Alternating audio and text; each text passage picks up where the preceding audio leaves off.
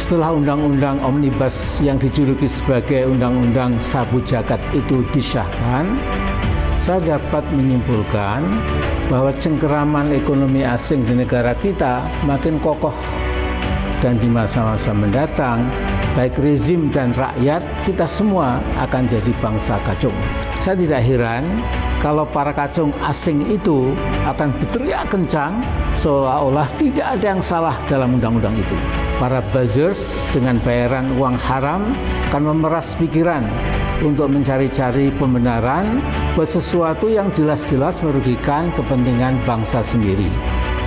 Omnibus Law adalah bukti paling akhir betapa negara dapat melakukan kezaliman multidimensional secara sekaligus.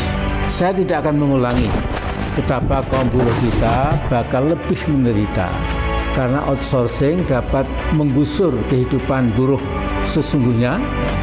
Kemudian juga pesangonnya akan dikurangi, tidak ada lagi UMSK, penetapan UMK yang pasti dipersulit, tidak ada jaminan kesehatan, pemecatan buruh yang sepenuhnya menjadi hak pemodal, dan lain sebagainya. Saya akan mengangkat satu masalah yang tidak kalah penting, yaitu akan terjadi freeportisasi di semua bidang. Seluruh pemodal asing yang diharapkan berbondong-bondong datang ke Indonesia, akhirnya pasti akan memeras Indonesia. The ecological destruction goes on and on and on. Di dalam literatur politik ada istilah deaf, dumb, and blind government. Pemerintah yang tuli, bisu, dan buta. Saya berharap rezim Jokowi jangan sampai seperti yang disindir Al-Quran, yaitu menjadi seburuk-buruk makhluk yang melata di atas muka bumi ini. Mengapa mereka tuli dan buta terhadap kebenaran?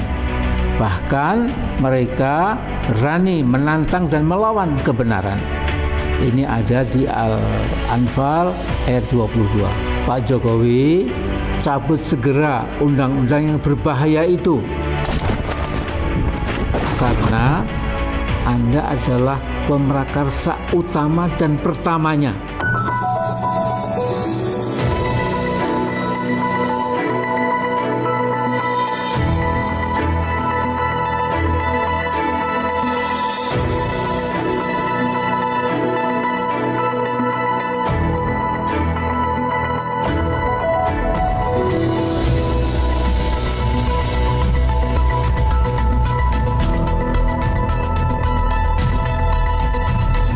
Bismillahirrahmanirrahim.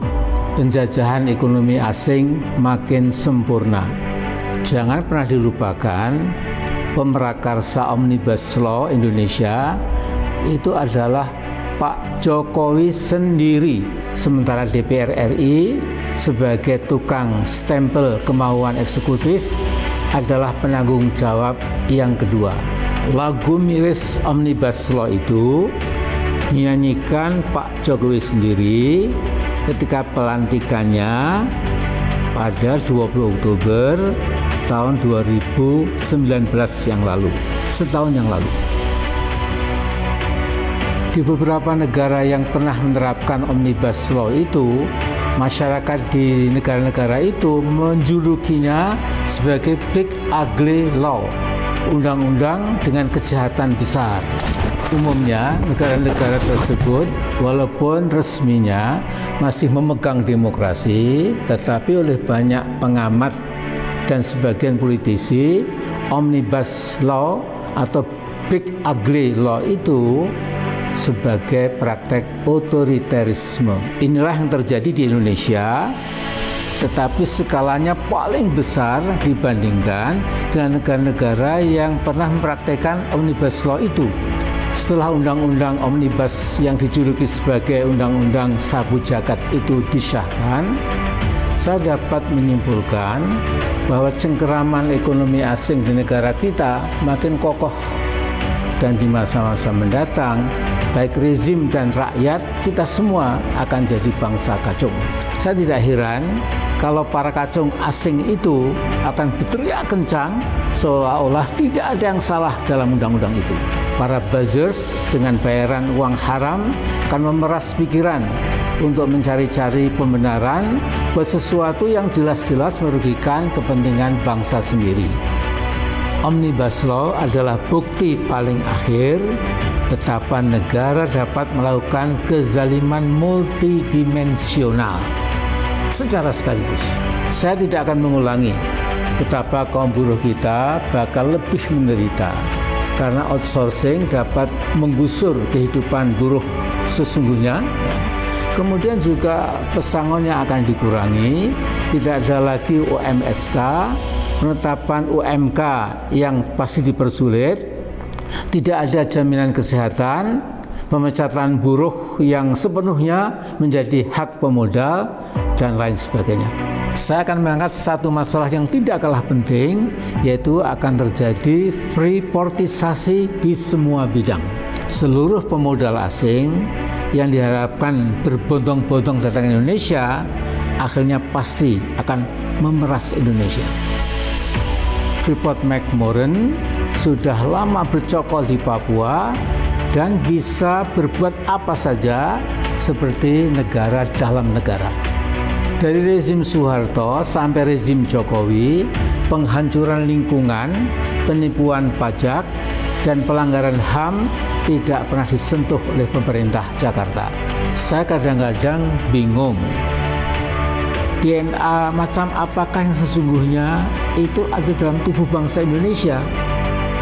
Bung Karno pernah mengingatkan, Indonesia itu bangsa besar. Istilah beliau bukan bangsa kintel atau bangsa kodok.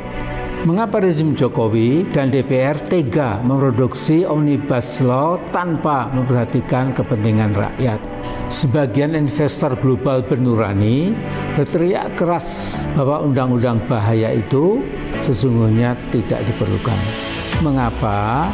Karena akan berdampak pada kehancuran lingkungan atau ekosida, menghancurkan dan membunuh lingkungan hidup.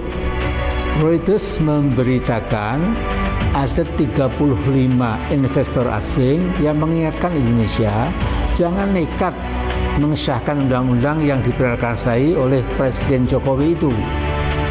Mereka saja, orang asing, mengingatkan jangan sampai biodiversitas hutan-hutan Indonesia lenyap gara-gara AMDAL akan diterapkan secara selektif. Artinya perlindungan ekologi bukan sesuatu yang penting lagi. Nah, berkaca pada apa yang terjadi di Freeport-McMoRan, otoritas dana pensiun di Swedia, Norwegia, dan New Zealand menarik saham mereka dari Freeport karena apa? Karena mereka tidak tahan melihat penghancuran sistematik dan permanen oleh Freeport di Papua. Danau dan 2 sungai besar di lingkungan tambang Freeport telah mati. Dari rezim satu ke rezim berikutnya tidak ada protes, pernyataan, ya, apalagi ancaman dan ultimatum terhadap Freeport. The ecological destruction goes on and on and on. Di dalam literatur politik ada istilah deaf, dumb, and blind government. Pemerintah yang tuli, bisu, dan buta. Saya berharap rezim Jokowi jangan sampai seperti yang disindir Al-Quran, yaitu menjadi seburuk-buruk makhluk yang melata di atas muka bumi ini. Mengapa mereka tuli dan buta terhadap kebenaran? Bahkan mereka berani menantang dan melawan kebenaran. Ini ada di Al-Anfal ayat 22.